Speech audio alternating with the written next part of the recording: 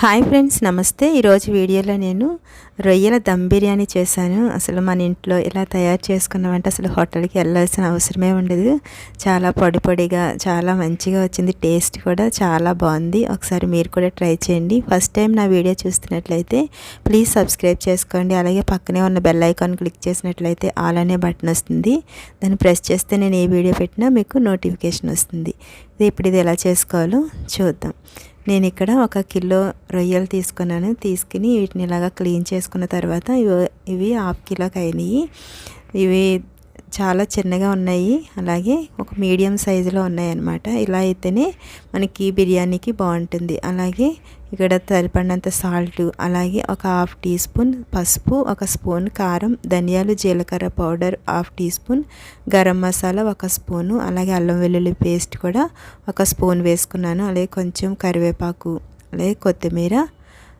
నేను పచ్చిమిర్చి మామూలుగానే వేశాను, ఎందుకంటే పిల్లలకి కొంచెం మసాలా ఎక్కువ అవుతుందని చెప్పి.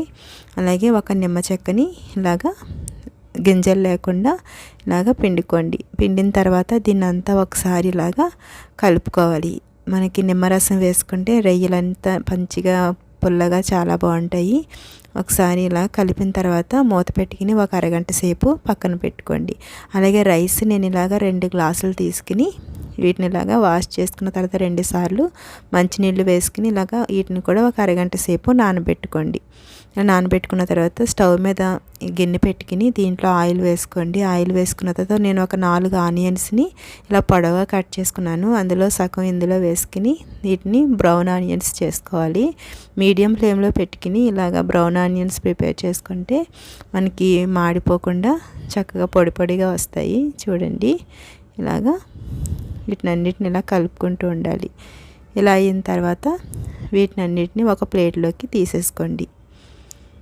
ఇలా ప్లేట్లో తీసుకున్న తర్వాత కొంచెం ఆయిల్ వేసుకుని దీంట్లో దాల్చిన చెక్క, లవంగ మొగ్గ, అలాగే యాలకులు కూడా వేసుకున్నాను. వేసుకుని ఇదంతా కొంచెం ఫ్రై అయిన తర్వాత మిగిలిన ఆనియన్స్ ఉన్నాయి కదా, వాటిని కూడా దీంట్లో వేసుకుని ఇలాగా ఫ్రై చేసుకోవాలి. ఇలా ఫ్రై అయిన తర్వాత నేను ఒక చిన్న టమాటోస్ 3 ఇలా చిన్న చిన్నగా కట్ చేసుకున్నాను.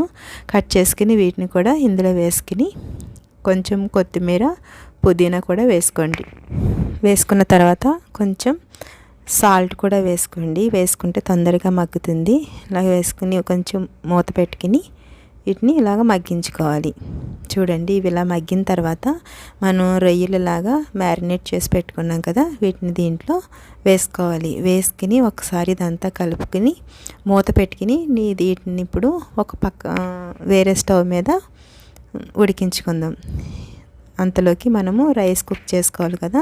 నేను ఇక్కడ ఒక గిన్నెలో 1 లీటర్ వాటర్ తీసుకున్నాను. తీసుకుని దీంట్లో బిర్యానీకి కావలసిన మసాలాలన్నీ షాజీరా, బిర్యానీ ఆకు, లవంగ మొగ్గలు, మిరియాలు, అలాగే ఇలాచీ, జాపత్రి అన్నీ వేసుకోవాలి. వేసుకుని దీంట్లో అలాగే కొంచెం పుదీనా, కొత్తిమీర కూడా వేసుకోండి. 1 స్పూను అల్లం వెల్లుల్లి పేస్ట్, సరిపడినంత ఉప్పు వేసుకోవాలి. వేసుకున్న తర్వాత అలాగే కొంచెం ఆయిల్ కూడా వేసుకోండి. నేను ఎవరెస్ట్ బిర్యానీ మసాలా ఉంటుంది కదా, దాన్ని 1 స్పూన్ వేస్తున్నాను. వేసుకుని ఒకసారి దీన్ని ఇలాగా కలుపుకోండి.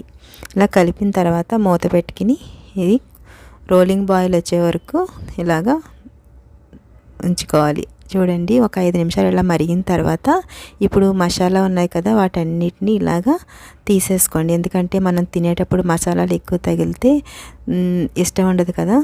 అలాగా అయిన తర్వాత స్లోగా మనం నానబెట్టుకున్న బియ్యాన్ని ఇందులో వేసుకోండి. ఇందులో వేసుకున్న తర్వాత చూడండి, ఇది 80% కుక్ అయితే సరిపోతుంది.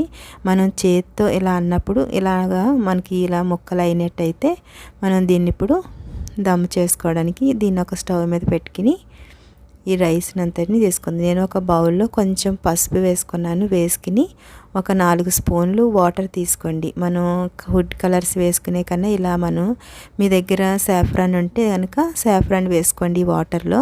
నా దగ్గర సాఫ్రాన్ లేదు. చూడండి, రొయ్యలు మంచిగా ఉడికినాయి కదా. ఒకసారి ఇలాగా కలుపుకున్న తర్వాత ఇందులో ఒక ప్లేట్లోకి తీసుకోండి.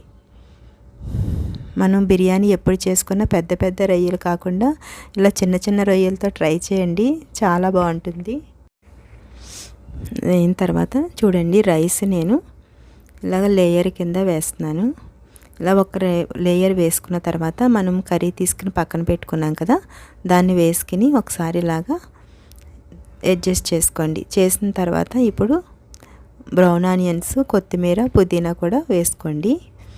ఇలా వేసుకున్న తర్వాత మళ్ళీ ఒక లేయర్ వేసుకోవాలి. ఇలాగా ఉన్న రైస్ అంతా కూడా ఇలా వేసుకోండి. వేసుకున్న తర్వాత బ్రౌన్ ఆనియన్స్ అలాగే కొత్తిమీర, పుదీనా వేసుకోండి. అలాగే ఒక నిమ్మకాయ చెక్కని కూడా వేసుకోవాలి. మనం పసుపు వేసుకుని వాటర్ పక్కన పెట్టుకున్నాం కదా, అది కూడా వేసుకుని ఒక 2 స్పూన్లు నెయ్యి కూడా వేసుకోండి.